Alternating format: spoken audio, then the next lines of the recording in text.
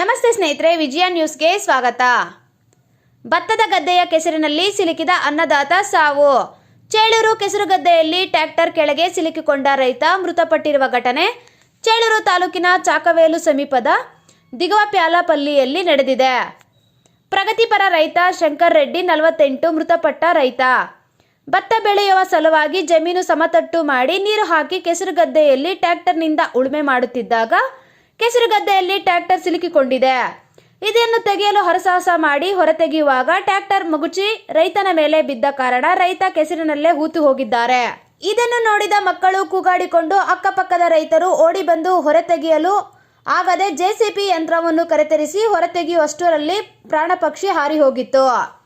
ವಿಷಯ ತಿಳಿದ ಚೇಳೂರು ತಾಲೂಕಿನ ತಹಸೀಲ್ದಾರ್ ಎವಿ ಶ್ರೀನಿವಾಸುಲು ನಾಯ್ಡು, ಪ್ರಭಾರಿ ಉಪ ತಹಸೀಲ್ದಾರ್ ಎಂಎನ್ ಈಶ್ವರ್ ಭೇಟಿ ನೀಡಿ ಪರಿಶೀಲನೆ ನಡೆಸಿದ್ದಾರೆ.